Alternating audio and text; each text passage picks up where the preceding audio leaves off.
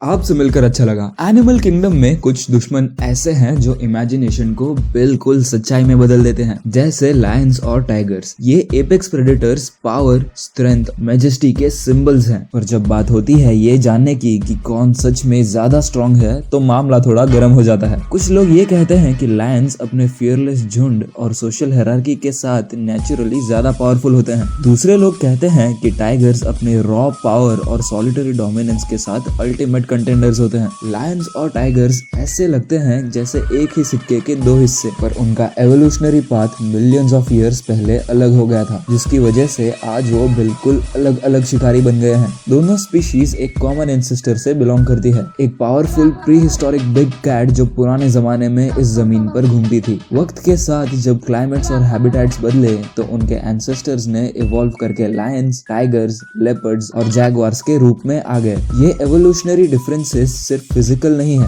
बल्कि इनके behaviour, instincts और सोशल स्ट्रक्चर्स में भी बहुत ज्यादा गहराई है। तो क्या टाइगर सच में लायन से ज्यादा स्ट्रॉन्ग होते हैं? चलिए फैक्ट्स को ब्रेक डाउन करते हैं और देखते हैं कौन टॉप पे आता है। अगर इन शिकारियों को आजू बाजू में खड़ा कर दे तो टाइगर्स यूजुअली हेवीवेट चैंपियन निकलते हैं। अपने सॉलिटरी नेचर की वजह से मेल टाइगर्स अपने शिकार को अकेला हैंडल करने के लिए बने होते हैं। साइबेरियन टाइगर्स जो सबसे बड़े स्पीशीज हैं, लगभग 300 किलो का वेट होल्ड कर सकते हैं और उनका लेंथ 3 मीटर या 10 फीट तक हो सकता है। बंगाल टाइगर्स जो थोड़े छोटे होते हैं, लगभग 220 किलो के आसपास होते हैं। लेकिन लायंस भी काफी इंप्रेसिव होते हैं, पर वो यूजुअली इतने हेवीवेट नहीं होते। एक अडल्ट मेल लायन जो जंगल में रहता है, उसका वजन लगभग 150 से 250 किलो के बीच में हो सकता है और उसकी लेंथ 2.7 मीटर या 9 फीट जितनी होती है। लेकिन यहाँ पे एक कैच है, लायंस को टाइगर के एक्स्ट्रा बल की जरूरत ही नहीं है, क्योंकि लायंस टीम प्लेयर्स होते हैं। उनका सोशल स्ट्रक्चर उन्हें ये अलाउ करता है कि वो साइज पर इतना डिपेंड ना करे जब वो शिकार पर हो या अपने इलाके की हिफाजत कर रहे हो। उनके पास अपने झुंड का पूरा सपोर्ट होता है। जब बात हाइट की होती है तो टाइगर शायद थोड़ा सा आगे निकल जाता है। मेल टाइगर्स 110 सेंटीमीटर की शोल्डर हाइट पे होते हैं, जबकि लायन सिर्फ 100 सेंटीमीटर पे। ये एक्स्ट्रा हाइट टाइगर्स को थोड़ा सा और एडवांटेज देती है, स्पेशली 1-on-1 कॉम्बैट में। लेकिन लायन के बिल्ड को भी अंडर एस्टिमेट बिल्कुल मत करना। हो सकता है कि वो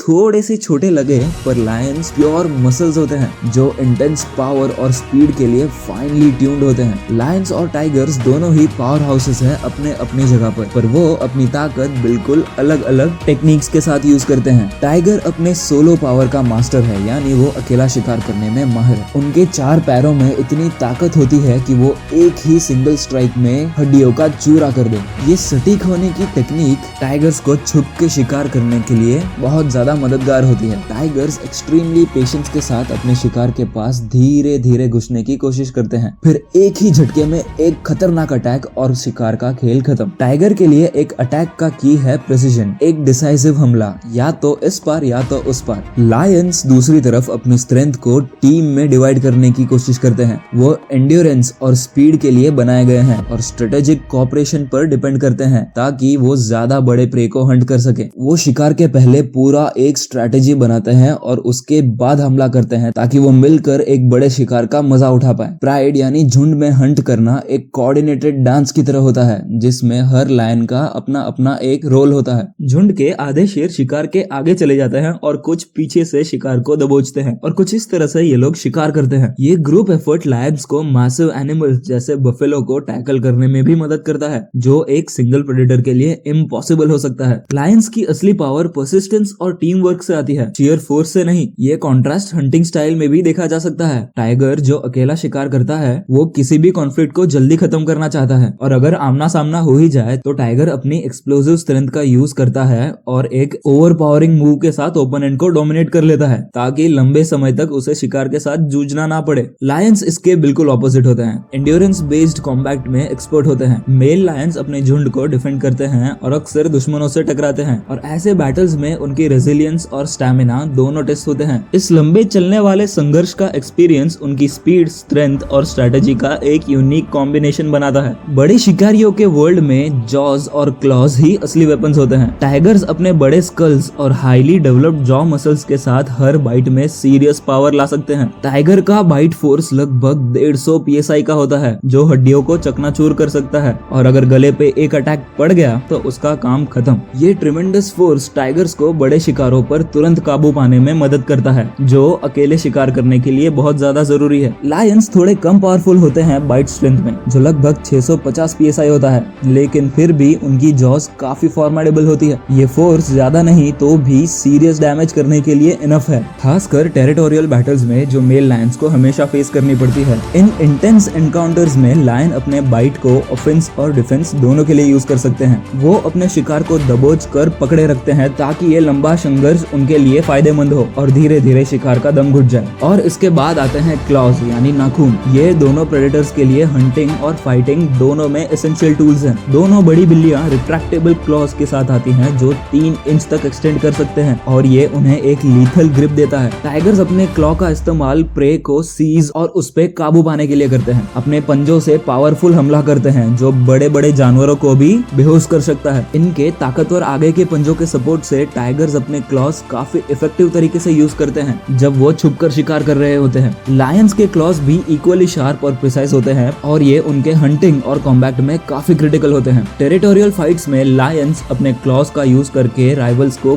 दबोच लेते हैं और तब तक पकड़े रहते हैं जब तक सामने वाला हार ना मान जाए, और जो लायन सबको हरा दे वो बनता है अपने झुंड का अल्फा लायन। ये physical advantage drawn down battles में एसेंशियल होते हैं, जो मेल लायंस को अक्सर फेस करनी पड़ती हैं। जो एनवायरनमेंट्स लायंस और टाइगर्स के हैबिटेट्स है वो उनकी स्ट्रेंथ, हंटिंग स्टाइल और बिहेवियर को शेप करते हैं। टाइगर्स जो डेंस फॉरेस्ट, ग्रासलैंड्स और मैनग्रोव्स में मिलते हैं, स्टेल्थ के लिए मास्टर्स होते हैं। ये एनवायरनमेंट्स सॉलिटरी हंटर्स यानी ऐसे एनवायरनमेंट्स अकेले शिकार करने के लिए एकदम परफेक्ट होते हैं, जहां आप क्वाइटली मूव करते हैं और अपने सराउंडिंग्स में घुल मिल जाते हैं। उनके डिस्टिंक्टिव ऑरेंज और ब्लैक स्ट्राइप्स टाइगर्स को फॉरेस्टेड एरियाज में परफेक्टली कैमोफ्लेज करते हैं, जिससे वो अपने शिकार के पीछे पीछे जा सकते हैं बिना शिकार को पता चले। इस घुलने मिलने वाले लाइफस्टाइल ने टाइगर्स को हाईली सेल्फ रिलायंट बना दिया है, यानी वो किसी पर निर्भर नहीं होते। वो ज्यादा बड़े और स्ट्रॉन्ग हो गए हैं, और उनके मसल्स भी सिंगल पावरफुल स्ट्राइक्स के लिए परफेक्ट होते हैं, क्योंकि टाइगर अकेला जीता है। उन्हें जो भी चैलेंज या प्रे मिलता है वो सब अपने आप हैंडल करते हैं, और इसीलिए उनकी स्ट्रेंथ और एम्बुश टैक्टिक्स उतनी ही इंपॉर्टेंट होती है। लायंस दूसरी तरफ अफ्रीका के ओपन मैदानों के लिए अडेप्टेड होते हैं, जैसे कि अफ्रीकन सवाना। यहाँ पे छुपने के लिए ज्यादा जगह नहीं होती, इसीलिए लायंस ने ये इवॉल्व कर लिया है कि ये टीम्स बनाकर शिकार करेंगे, अपने काम आपस में बांट लेंगे और एक शिकार को मिल बांट कर खाएंगे। उनके सैंडी कलर्ड कोट्स उन्हें ड्राई ग्रासलैंड्स में ब्लेंड होने में मदद करते हैं। उनके कलर से उन्हें थोड़ा सा कैमोफ्लेज भी मिलता है, लेकिन इन खुले मैदानों में ज्यादा छुप नहीं सकते। इन खुले मैदानों का ये मतलब भी है कि लायंस हमेशा खतरों से एक्सपोज्ड होते हैं। उन पर कभी भी कोई भी हमला कर सकता है, खास करके दूसरे ग्रुप के लायंस। अपनी झुंड और टेरिटरी की रखवाली करने के लिए मेल लायंस ने एक डिफेंसिव सोशल स्ट्रक्चर डेवलप किया है, जो उन्हें टेरिटोरियल बैटल्स में भी बहुत ज्यादा घातक बनाता है। प्राइड में रहना लायंस को अपने स्पेस को डिफेंड करने और रिस्पॉन्सिबिलिटी शेयर करने का मौका देता है, चाहे वो हंटिंग हो या छोटे बच्चों का ध्यान रखना। अब सवाल ये है कि कौन सा शिकारी ज्यादा स्ट्रॉन्ग है,